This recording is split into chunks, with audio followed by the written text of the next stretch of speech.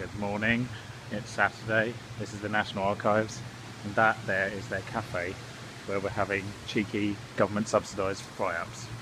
Welcome to another episode of Toby Stupid Vlog.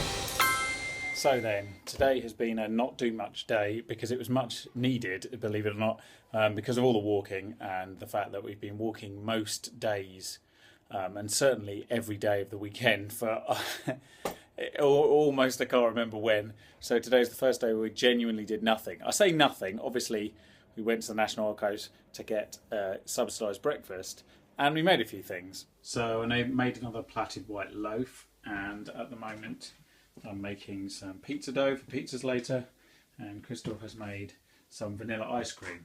So it's pretty constructive. In between there was a lot of not doing anything, which was very enjoyable because tomorrow, 21 miles. Hello, it's 7:15 in the morning. I'm up and it's Sunday. I'm getting on a train. This is madness. And why am I doing this, you might ask? It'd be good if you did. It's because I'm being paid. Is the short answer. So I'm going back to Olympia. You might remember there a couple of weeks ago to scout it out, and gonna shove a load of GoPros onto things, plug them in, hit record and go home. Hopefully that's if everything runs smoothly, because then I've got to walk 21 miles today, and then I've got to get up same time tomorrow, go back to Olympia, check the GoPros. One of them will have turned off. I need to turn that one back on, set it going again, and then the same thing on Tuesday. So Sunday, Monday, Tuesday. Yes, there we go. Anyway, I've just been to Olympia, set up the cameras. I'm not going home. I'm awake. It's far too early to be awake. Oh well. Hopefully by 5 o'clock I'll probably want to be asleep. So tell me, if you have a normal job, i.e. 9 to 5, Monday to Friday kind of thing, is this what it feels like every morning? And if so, why the hell do you do it? Because it's madness. I do not get this. You know, morning is best part of the day nonsense. It's not. Evening is best part of the day. So mile 1, just past Malt Lake, 20 to go. Just going past all the food stands on Putney Riverbank. It's the worst possible time. You can smell all the food, but you can't stop to eat it. There's like jerk chicken and pizzas and paella, and just stop for a bit, toilet break. Bet you think all those are the same. You'd be wrong, because this one is. That's right, New of the Year 2014. That's where I've just been. This is Battersea Reach in all its craziness.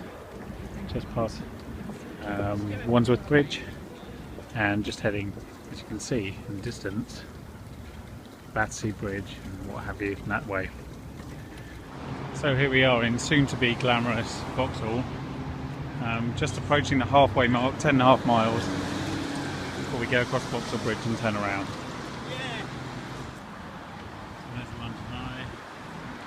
Coming around here, there's a giant hippo and Battersea Rail Station, just going over Vauxhall Bridge. So here we are in glamorous Chelsea, fancy housing and whatnot, and you look round, you can see where we came along earlier, a ridiculous number of new flats in Wandsworth, just stretch all the way down the river. Hi, so we're just approaching 20 miles. And I can feel it, but we're not far away now. We're just approaching Duke's Meadow and then Barnes Bridge, and then we'll be at Chiswick Bridge, and then we'll be home. Morning. So we finished our 21-mile walk, obviously, but my phone battery literally died at that very moment, so that's why I haven't seen anything since. Anyway, it was fine and slightly painful, and now I'm going to Olympia again. What's going on? Focus, BSC Lounge. Perfect. Yeah. Good timing. Yeah, good timing. It's lucky we attached a GoPro there, or we could have been in a lot of trouble. And we're back. I seem to be spending a lot of time at Olympia at the moment, but hopefully these time lapses will work and they'll look good. And they need to be finished before I go to Wales on Wednesday, so no pressure. It really is a very beautiful day out, but I've been indoors most of the day, reading board papers, editing videos. What else have I done? That's it. How disappointing. Anyway, I'm going to try and buy some bits, do a 15-minute meal this evening because we've got to do 6 miles, which is exactly what you want to do after you've done 21. But there you go. So be it. That's what marathon training is. Painful. So I think it's about time I tackled a big issue again. You know, last week it was celebrity hacking. This week it's Scottish independence / devolution. So the No campaign has been trying to convince people south of the border the value of the Union and the value of Scotland by talking about things like a permanent Tory government because you'd lose all the Labour seats in Scotland, and a more right-wing government and being thrown out, leaving the EU and whatnot.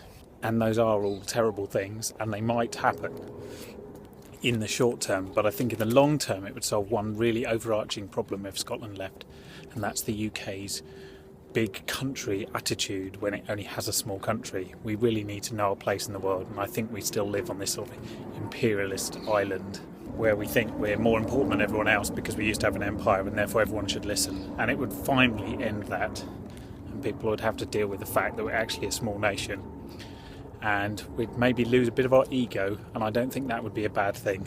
Now, I don't get a vote. I'm not suggesting you should vote one way or the other if you're Scottish. It's up to you.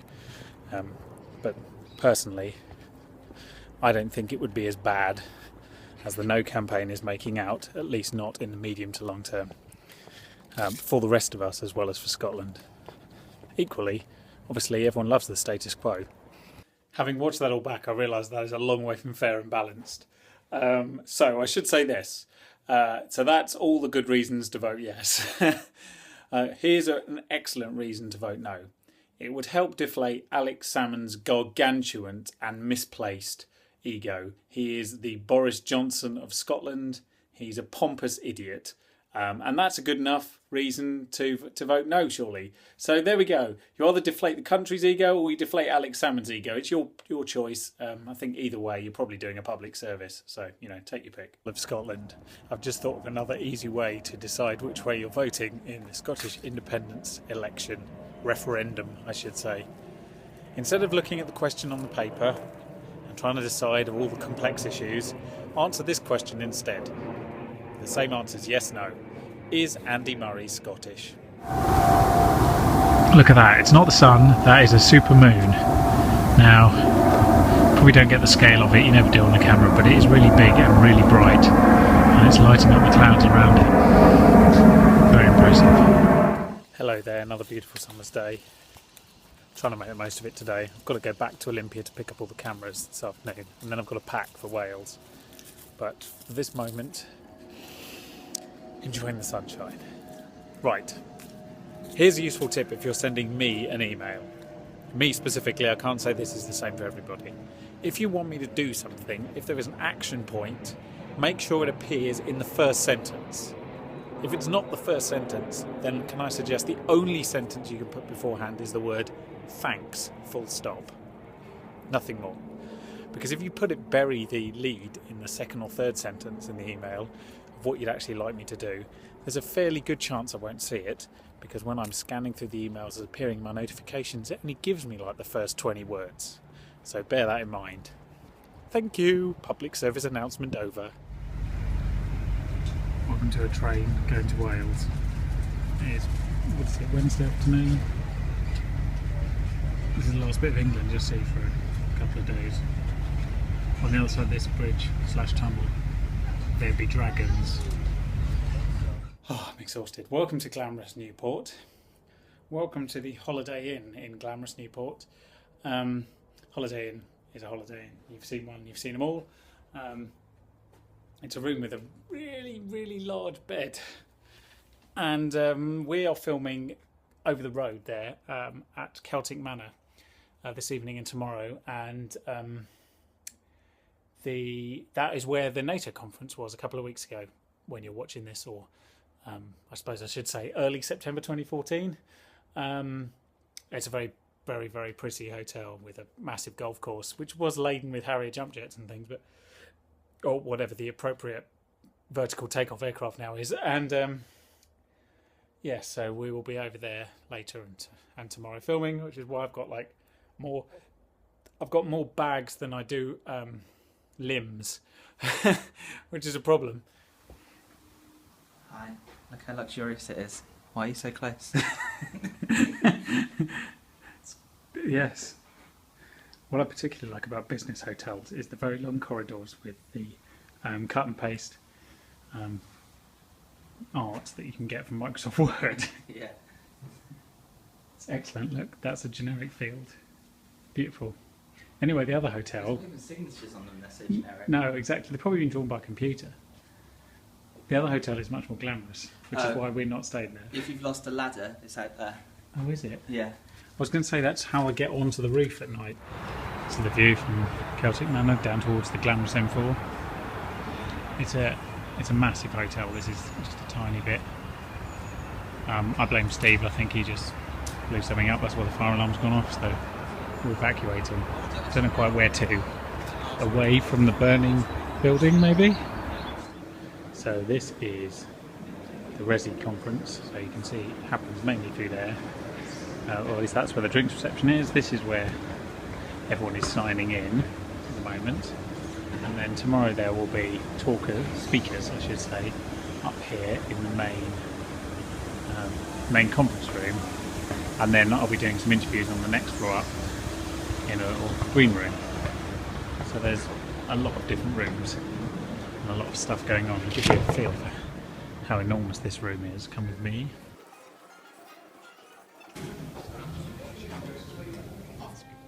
Hello and welcome to this lovely smooth jazz. This room is still being built at the moment.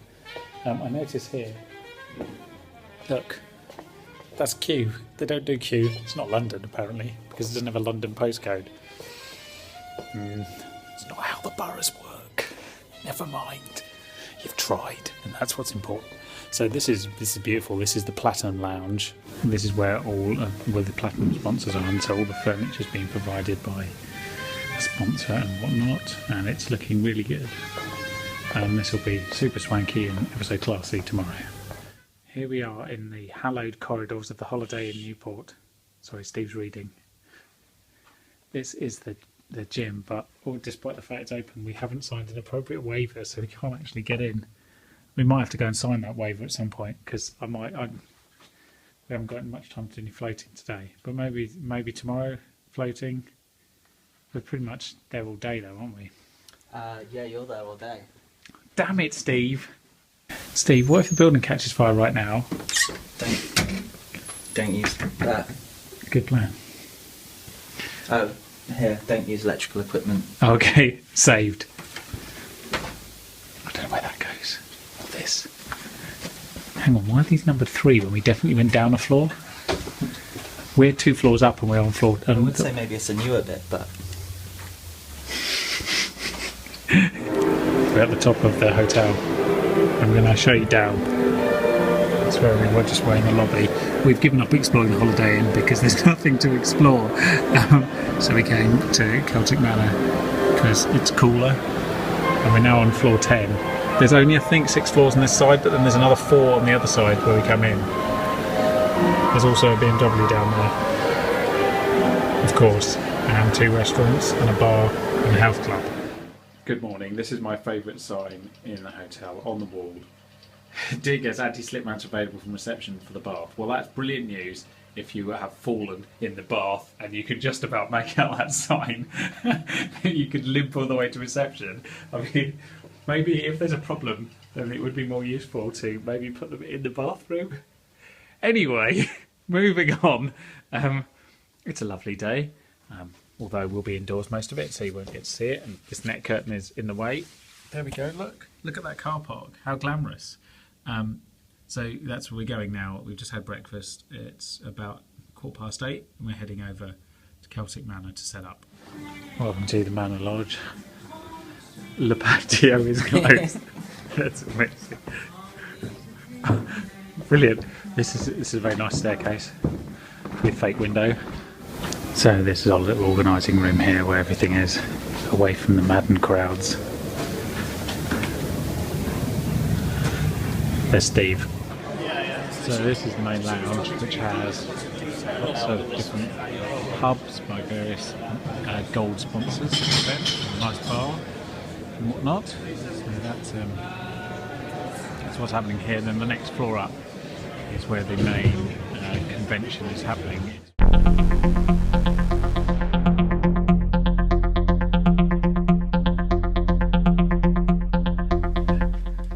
I do find it slightly odd that after spending all day filming, the first thing I think of is like, I need to film something. Oh, the M4 traffic report update from Steve. Hi, would you like some new double glazing? Then call me. That doesn't... You're not sponsored by Steve. M4 traffic update, sponsored by Steve's Windows. Hi, welcome to the traffic here on the M4. As you can see on the east or westbound carriageway, cars are moving freely. Where on the other east or westbound carriageway, there are some cars. There's some red signs and a blue light. Bye. So we're done. Oh damn, I'm exhausted. Today's basically been filming from, we got there at about 8:15 or so, and we've been filming pretty much solidly. I've been filming pretty much solidly from 8:30 through to, well, we just left, 10 PM according to my watch. So we broke for lunch, obviously, and we had to sit down dinner, but I was actually filming during the dinner. The lunch was the only thing I wasn't filming. So yeah, that's pretty full on. But it was quite fun. It's a lovely hotel. I think I mentioned Celtic Manor, Newport. If you really like golf, then it's a fantastic place to stay, and the spa is also awesome. If you compare it to my current abode, the Holiday Inn across the road, this has a spa in so much that it has a swimming pool, which is the same size as that table there. Anyway, other than that, it's great. So tomorrow we get on a train and we come back to Londinium. So now you can learn well. Ford Allen, wait out. Ford Allen, wait out. Hello, I'm back in queue. It's a beautiful day. And I'm reminded how lovely the place I live is, which is always good. Someone's going away. It's very good for that. Even if it's a work trip, it doesn't really matter. Come back and go, wow, queue's actually really good, isn't it? Partly because it's really green, and also because it's a little sun trap. So that's been a fun few days. It's quite exhausting, if I'm honest, and I'm now behind on walks, so I'm going to try and do an 8-mile walk this afternoon, and then maybe swimming. Who knows? I don't know where this is going. Exhaustion, probably. So I decided to get out and do a walk because I didn't manage the 8-miler on Wednesday. Only 3.5 miles in, nearly, just overlooking the Thames, Richmond Hill. It's very nice up here and very pricey. This seems to be the area I always get my phone out in, which probably says that subconsciously I want to own a house here. Or maybe consciously, actually, I want to own a house here. Still, it's nice to walk past it in the sun. That's something. Look at that view and tell me you don't want to live here. Incredible. Well, I'm impressed.